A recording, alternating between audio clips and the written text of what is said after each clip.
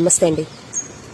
పరిశుద్ధుడు పరిశుద్ధుడు పరిశుద్ధుడు అని వేవేల కొలది దూతలతో నిత్యము కొనియాడబడుతున్నటువంటి నజరేయుడు అయిన యేసుక్రీస్తు ఇప్పుడు ఏలాగున మానవుడికి అనుభవపూర్వకముగా ఎరుక అవుతాడు అని ఆలోచన చేసినట్లయితే, పంచభూతాలకు ఆధారమైనటువంటి కామము కలిగి ఉన్న దేహ స్వభావములు అనగా తమోగుణము, రజోగుణము, సత్వ గుణములకు ఆధారమైనటువంటి కామమును జయించినటువంటి వాడై అనగా శక్తిని వశపరచుకున్నటువంటి వాడై దేహమునకు నిర్ణయించినటువంటి మృత్యువుకు మృత్యువై మృతులలో నుండి మహిమకు పునరుద్ధానమైనటువంటి ఆది సంభూతుడు అయినటువంటి క్రీస్తు ఎవడికి అర్థమవుతాడు అంటే, ఎవడైతే లోకము విషయములో అనగా తమోగుణం,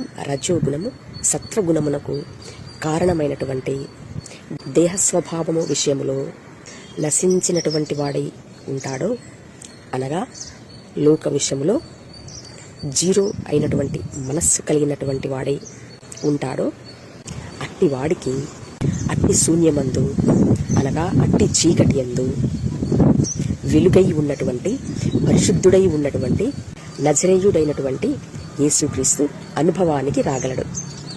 క్రీస్తు అర్థం కావాలి అంటే అది మానవుడికి దేవుడు అనుగ్రహించేటువంటి వరమే అయి ఉన్నది కాబట్టి, క్రీస్తును వ్యతిరేకించేటువంటి వారి పట్ల సానుకూల దృక్పథముతో ఓపిక కలిగి ప్రవర్తించగలరని విశ్వాసము ద్వారా వాక్యమును గైకొను వారందరికీ మా ఈ మనవి. Thank you. నమస్తే.